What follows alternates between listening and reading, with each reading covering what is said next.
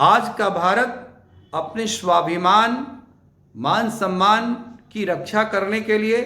किसी भी सीमा तक आगे जाने के लिए तैयार है और हर प्रकार के, ये चाणक्य का देश है, इसलिए हर प्रकार के साधन संसाधन का इस्तेमाल करेगा और करने में सक्षम है। कोई देश के भीतर हो या देश के बाहर हो, यदि राज्यों में लिप्त होगा तो उसको करारा जवाब मिलेगा। कनाडा के प्रधानमंत्री जस्टिन ट्रूडो अपने ही जाल में उलझते जा रहे हैं और भारत को जिस जाल में उन्होंने उलझाने की कोशिश की, भारत तो उस जाल में उलझने से बच गया है, लेकिन पूरे दुनिया में जस्टिन ट्रूडो की किरकिरी हो रही है। एक नौसिखिए प्रधानमंत्री की तरह से उन्होंने जिस तरह के अनर्गल आरोप भारत के ऊपर केवल अनुमानों के आधार पर लगाए, उसकी वजह से पूरे दुनिया में कनाडा की किरकिरी हो रही है और कनाडा को अनेक प्रकार के नुकसान उठाने पड़ रहे हैं और भविष्य में शायद ऐसे नुकसान कनाडा को और भी कई गुना उठाने पड़ेंगे। हालांकि ये दुखद है क्योंकि कनाडा दुनिया का एक बहुत महत्वपूर्ण देश है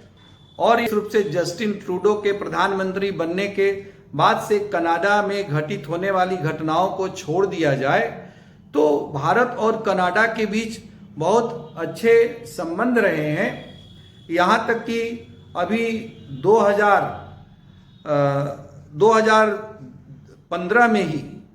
भारत और कनाडा के बीच में एक समझौता भी हुआ था और उसके तहत बड़ी मात्रा में कनाडा ने भारत को संवर्धित यूरेनियम की आपूर्ति करने का एक समझौता भी किया था। भारत और कनाडा के बीच में महत्वपूर्ण व्यापारिक संबंध हैं। कनाडा में 20 लाख से अधिक भारतीय मूल के लोग रहते हैं, जिसमें कि 7,70,000 जो कि कनाडा की कुल जनसंख्या का लगभग 2.1% है, सिखों की संख्या है। इसके साथ ही साथ लाखों की संख्या में प्रतिवर्ष कनाडा में अध्ययन करने के लिए भारत से और विशेष रूप से पंजाब से सिख छात्र जाते हैं। यहाँ तक कि भारत के पंजाब में कनाडा को मिनी पंजाब के नाम से जाना जाता है और पंजाब में ऐसे बहुत कम परिवार होंगे जिन परिवारों के लोग, उनके कोई न कोई सदस्य कनाडा में न रहते हो। और भारत की आज़ादी के स्वतंत्रता संग्राम के दौरान से ही कनाडा के भारत के साथ घनिष्ठ संपर्क रहे हैं और इसकी शुरुआत तब से होती है जबकि कनाडा में सबसे पहले जाने वाले सिख केसर सिंह रिसालेदार, जो कि 1897 में कनाडा गए थे, तब से सिखों का इतिहास कनाडा में शुरू होता है और आज कनाडा में सिख समुदाय के लोग इतने महत्वपूर्ण हैं कि जस्टिन ट्रूडो के पिछले कैबिनेट के अंतर्गत 4 सिख मंत्री रहे हैं। यहाँ तक कि कनाडा में एक पार्टी है न्यू डेमोक्रेटिक पार्टी और उसके अध्यक्ष और संस्थापक एक सिख जगमीत सिंह ही हैं और कनाडा की जो वर्तमान सरकार जस्टिन ट्रूडो की है वह जगमीत सिंह के दल के समर्थन से ही सत्ता में है, क्योंकि लिबरल पार्टी ऑफ कनाडा जो जस्टिन ट्रूडो की पार्टी है उसको कनाडा के संसद के हाउस ऑफ कॉमन्स में अपने दम पर पूर्ण बहुमत प्राप्त नहीं है। लगभग 18-20 सीटों की उसे कमी है और उस कमी की पूर्ति न्यू डेमोक्रेटिक पार्टी के माध्यम से होती है। तो इस प्रकार से कनाडा की वर्तमान सरकार वहाँ पर सिखों के समर्थन से टिकी हुई है। इन सभी बातों को ध्यान में रख करके ही हम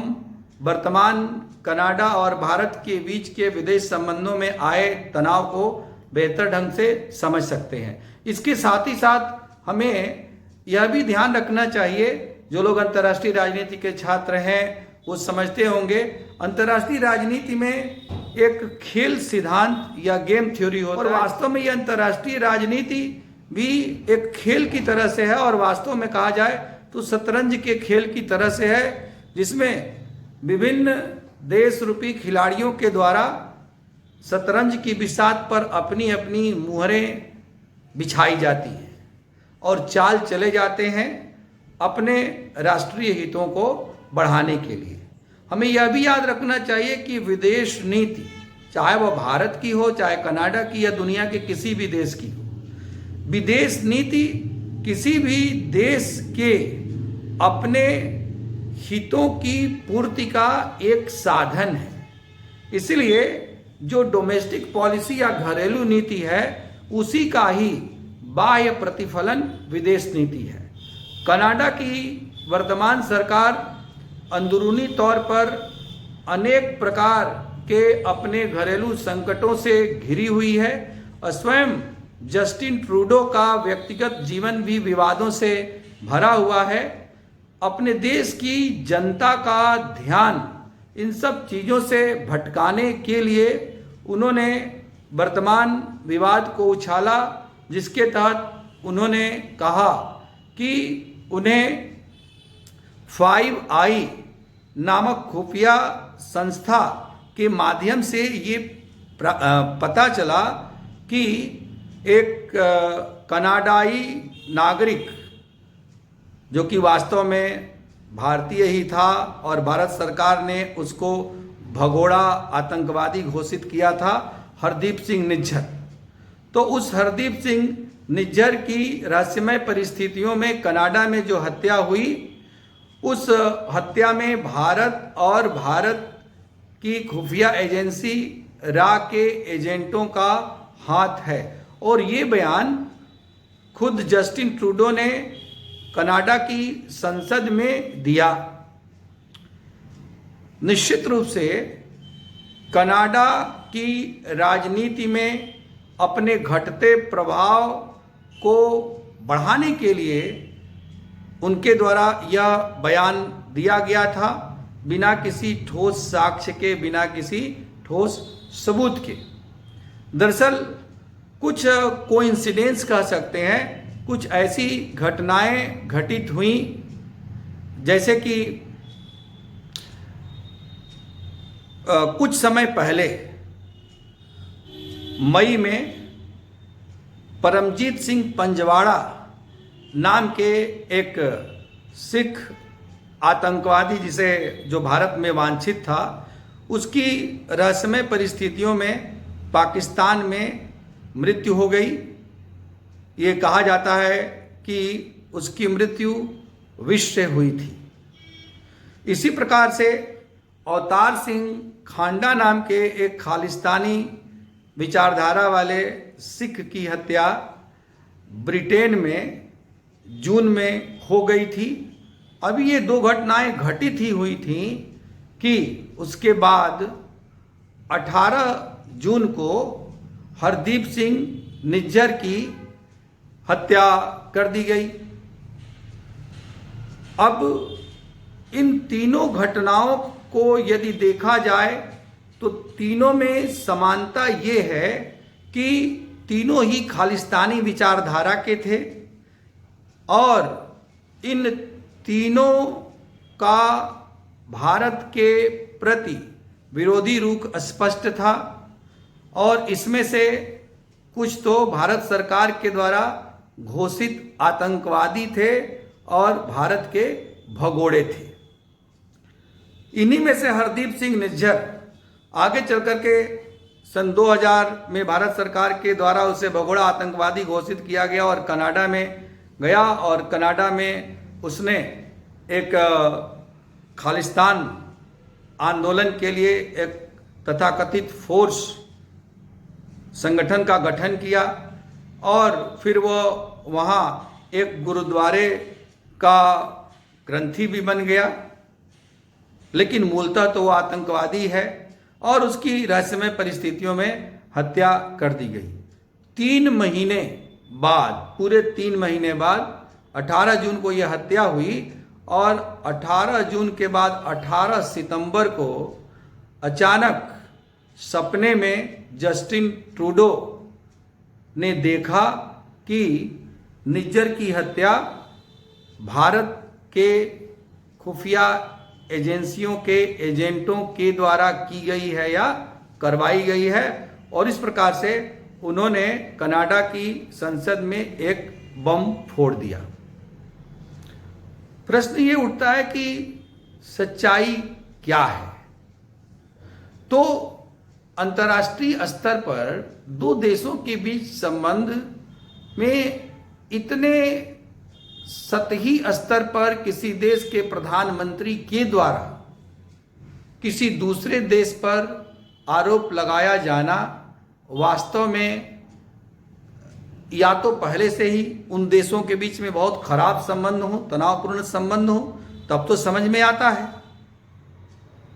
भारत और कनाडा के बीच में संबंध बीच में कुछ वर्षों से खालिस्तान के मुद्दे को लेकर के कुछ तनावपूर्ण है, लेकिन इतने खराब भी नहीं थे कि इस प्रकार के बेबुनियाद आरोप वहाँ के प्रधानमंत्री के द्वारा लगाए जाएं। तो दरअसल इसके पीछे हमें जाना होगा। जैसा मैंने शुरू में कहा कि ये शतरंज के खेल की तरह से है। कनाडा, ब्रिटेन और अमेरिका, ये तीनों ही अत्यंत घनिष्ठ देश रहे हैं। इनमें स्वाभाविक मित्रता है, इनको हम नेचुरल एलाई कह सकते हैं, और तीनों ही देशों में खालिस्तान के समर्थन में चलाए जाने वाले आंदोलन की जड़ें मौजूद हैं और तीनों ही देशों की सरकारों के द्वारा तथाकथित उदारवाद और खुलेपन और विचार अभिव्यक्ति की स्वतंत्रता के नाम पर इस भारत विरोधी खालिस्तानी आंदोलन को खुली छूट प्रदान की जाती है और भारत सरकार के द्वारा बार बार इस मुद्दे को उठाने के बावजूद इन तीनों ही देशों की सरकारों के द्वारा भारत के शिकायत को नज़रअंदाज किया जाता रहा है। इन तीनों में सबसे अधिक खराब स्थिति कनाडा में है, क्योंकि वहाँ पर सिख समुदाय के लोगों की संख्या सर्वाधिक है भारत के बाहर। पूरी दुनिया में देखा जाए तो जैसा मैंने कहा कि 7,70,000 के लगभग सिख आबादी है, जो कि वहाँ की कुल आबादी का 2.1% है।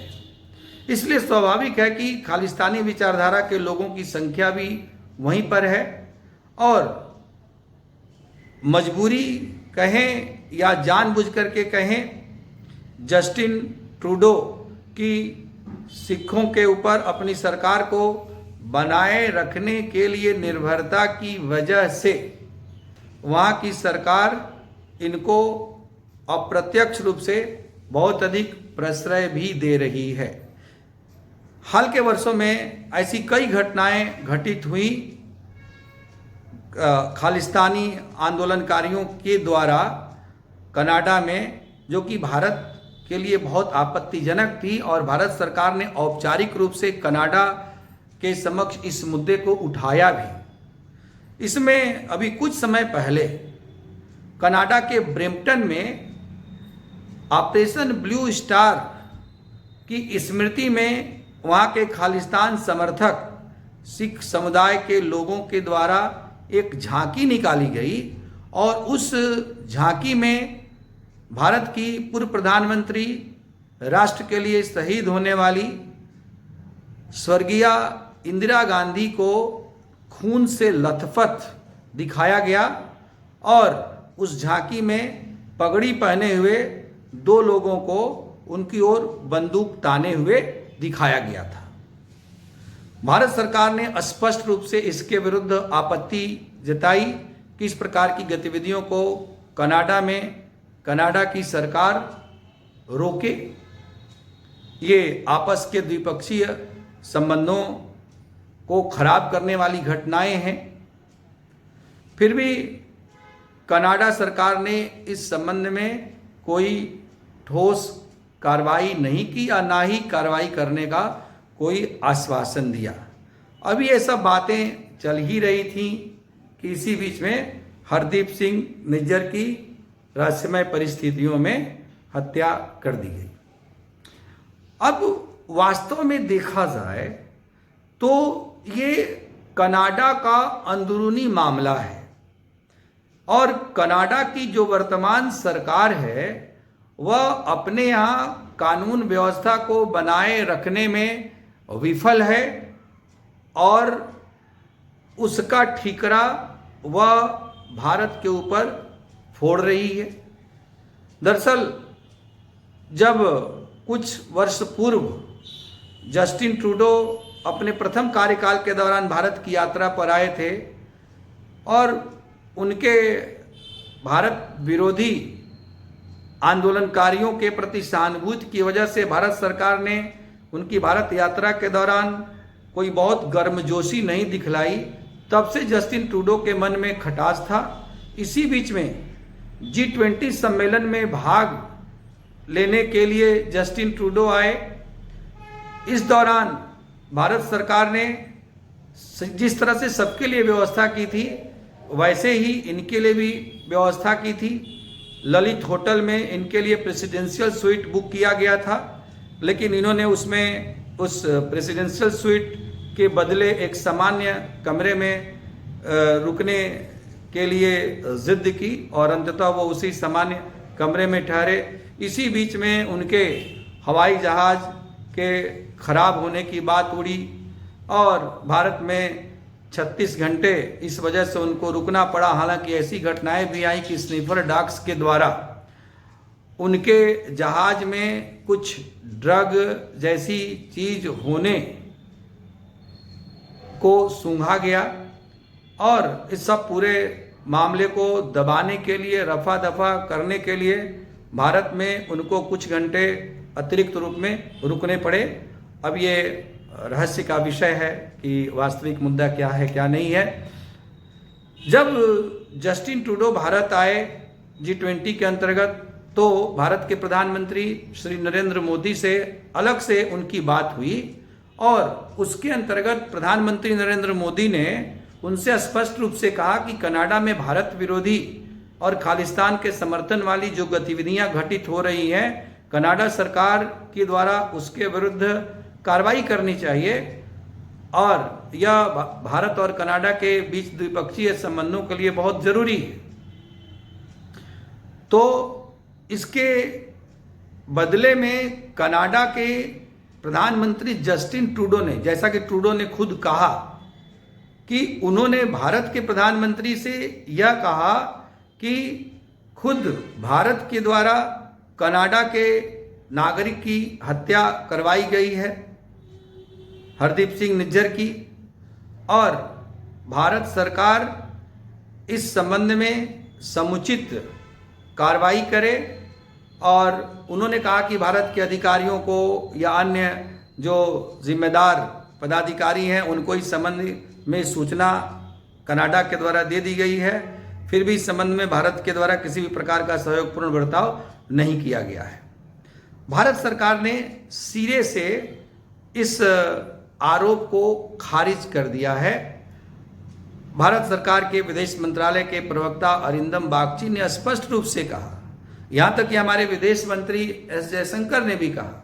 कि ये बेबुनियाद बातें हैं, निरर्थक बातें हैं और ये पूर्वाग्रह से ग्रस्त बातें हैं। भारत सरकार इस तरह के कार्य नहीं करती है न करवाती है, फिर भी यदि कनाडा के पास कोई मजबूत ठोस सबूत हो तो भारत सरकार के समक्ष पेश करे।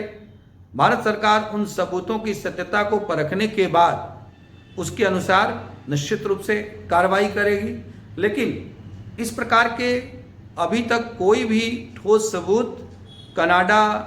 के प्रधानमंत्री या कनाडा के विदेश मंत्री मेलानी जोली किसी के द्वारा भी भारत सरकार को नहीं सौंपे गए हैं। यहाँ तक कि अभी 1-2 दिन पहले बृहस्पतिवार को जब कनाडा के प्रधानमंत्री अमेरिका गए थे और वहाँ पर संयुक्त राष्ट्र संघ में बोलने के लिए गए थे, तो वहाँ पर पत्रकारों से बात करते हुए उन पत्रकारों ने जब उनसे पूछा कि आपके पास क्या ठोस सबूत हैं, तो उन्होंने कोई भी सबूत होने के संबंध में कोई भी स्पष्ट बयान नहीं दिया और एक प्रकार से उनकी जगहंसाई हुई कि जब आपके पास सबूत है नहीं तो एक ऐसे बड़े लोकतांत्रिक और शांतिप्रिय देश के प्रति इतना घिनौना आरोप आप कैसे लगा सकते हैं। वास्तव में कनाडा के द्वारा भारत के ऊपर लगाए गए इन आरोपों से केवल भारत और कनाडा के बीच के संबंध ही प्रभावित नहीं होंगे, इससे भारत और अमेरिका के संबंध, भारत और ब्रिटेन के संबंध या अन्य पाश्चात्य देशों के साथ भी भारत के संबंध प्रभावित होंगे। एक जासूसी संस्था है जिसमें 5 देशों की खुफिया एजेंसियां शामिल हैं, जिनका नाम ही है 5i, जिसमें अमेरिका की CIA और ब्रिटेन की MI6 तो शामिल हैं ही, और इसके साथ ही साथ कनाडा की खुफिया एजेंसी और ऑस्ट्रेलिया की खुफिया एजेंसी और न्यूजीलैंड की खुफिया एजेंसी, ये 5 देशों की खुफिया एजेंसियां शामिल हैं। उनका संयुक्त संगठन 5i कहलाता है। और जस्टिन ट्रूडो ने कहा कि 5i के द्वारा उनको जो जानकारी दी गई उस जानकारी के आधार पर ही उन्होंने भारत के ऊपर ये आरोप लगाए हैं। तो यदि ये मामला और आगे बढ़ता है तो इसमें एक तरह से ये 5 देश शामिल हो जाते हैं और इन जो कनाडा का अतिरिक्त जो शेष 4 देश हैं, ऑस्ट्रेलिया है, न्यूजीलैंड है और अमेरिका है और ब्रिटेन है, इनके साथ वर्तमान समय में भारत के बहुत ही प्रगाढ़ संबंध है, बहुत ही आत्मीय संबंध है। तो ऐसे में देखा जाए तो इन देशों के साथ भी भारत के संबंधों पर प्रभाव पड़े बिना नहीं रह सकता। यही कारण है कि दुनिया के ये देश भी इस मुद्दे के गंभीरता को समझ रहे हैं और अभी तक खुल करके वे कनाडा के पक्ष में नहीं आए हैं। और स्वाभाविक है कि जब तक कोई ठोस सबूत जस्टिन ट्रूडो के द्वारा पेश नहीं किया जाएगा तब तक कोई भी जिम्मेदार देश उनकी इन बहकी हुई बातों के प्रभाव में आकर के भारत जैसे दुनिया के ताकतवर प्रभावशाली देश के विरुद्ध किसी भी प्रकार का बयान देने से हिचकेगा या उसके विरुद्ध जाकर के कनाडा का साथ देने से हिचकेगा। यदि शतरंज के खेल के रूप में देखें तो वास्तव में इसके पीछे और भी बहुत कुछ है। चूंकि पाकिस्तान की ISI शुरू से ही खालिस्तानी तत्वों को समर्थन देती रही है, तो पाकिस्तान में भी समर्थन दे रही है और कनाडा में भी वह ऐसे तत्वों को समर्थन देती है। पाकिस्तान और चीन के बीच हम जानते हैं कि बहुत घनिष्ठ संबंध है। अब भारत और चीन के बीच में तनावपूर्ण या शत्रुता का संबंध है। ऐसे में चीन भी कहीं न कहीं इस पूरे मामले में इन्वॉल्व है और पर्दे के पीछे से चीन की भी भूमिका है। यहाँ पर हम बताते चले कि कनाडा में इंडियन डायस्पोरा के बाद सबसे अधिक चीनी या चीनी मूल के लोग हैं और इसलिए कनाडा में चीन का भी काफ़ी प्रभाव है। दूसरी ओर भारत के बढ़ते प्रभाव और भारत के साथ तनावपूर्ण संबंधों की वजह से जस्टिन ट्रूडो स्वयं चीन के प्रति नज़दीकी दिखा रहे हैं। तो एक प्रकार से कॉकटेल सा तैयार हुआ है, एक ट्रायंगल क्रिएट हुआ है भारत को घेरने के लिए, जिसमें कि पाकिस्तान भी शामिल है, चीन भी शामिल है और कनाडा भी शामिल है। अनुभवहीन व्यक्ति के रूप में जस्टिन ट्रूडो, हालांकि वो दूसरे कार्यकाल के अंतर्गत हैं और लगभग 8 सालों से प्रधानमंत्री हैं, 8-9 सालों से तिबारा वहाँ पर चुनाव होने वाले हैं 2025 में, और शायद उन चुनावों में अपनी घटती लोकप्रियता की वजह से परिणामों के लिए वो आशंकित है, इसीलिए इस प्रकार की बातें कर रहे हैं खालिस्तान में अल्पसंख्यक सिख वोटों का तुष्टीकरण करने के लिए। लेकिन जो उनकी हरकतें हैं वह उनको एक अपरिपक्व नेता के रूप में सिद्ध कर रही हैं, और ऐसा लगता है कि पाकिस्तान और चीन के मोहरे के रूप में जस्टिन ट्रूडो इस्तेमाल हो रहे हैं। यहाँ पर हमें एक बात और भी ध्यान देनी होगी, क्योंकि कोई भी देश अंतर्राष्ट्रीय राजनीति में अस्थायी रूप से न तो किसी का शत्रु होता है और न किसी का मित्र होता है। तो ऐसे में यह स्पष्ट है कि कहीं न कहीं अमेरिका, जो कि यूक्रेन युद्ध में भारत के रुख से, भारत के गुटनिरपेक्ष रुख से बहुत संतुष्ट नहीं है, वह भी भारत को अप्रत्यक्ष रूप से घेरने की नीति में शामिल हो और वह पर्दे के पीछे से कनाडा के साथ मिला हुआ हो, क्योंकि पहले से भी कई खालिस्तानी विचारधारा के संगठन और आतंकवादी अमेरिका में रहे हैं और अमेरिका से इस आंदोलन को आगे बढ़ाते रहे हैं।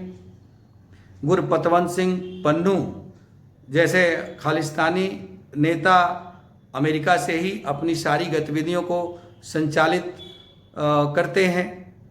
और यदि अमेरिका की सरकार इन खालिस्तानी तत्वों के ऊपर नकेल लगाती और भारत के हितों को महत्व देती, तो शायद इस प्रकार से खुलेआम गुरपतवंत सिंह पन्नू भारत विरोधी और हिंदू विरोधी वीडियो समय समय पर जारी नहीं करता। तो यह भी देखना होगा, बहुत सारे एंगल्स हैं, किसी एक एंगल से इस घटना को नहीं देखा जा सकता। घटनाएं रोज बरोज करवट बदल रही हैं, लेकिन एक बात स्पष्ट है कि भारत अब 2014 के पहले वाला भारत नहीं है। आज का भारत अपने स्वाभिमान, मान सम्मान की रक्षा करने के लिए किसी भी सीमा तक आगे जाने के लिए तैयार है, और हर प्रकार के, ये चाणक्य का देश है, इसलिए हर प्रकार के साधन संसाधन का इस्तेमाल करेगा और करने में सक्षम है।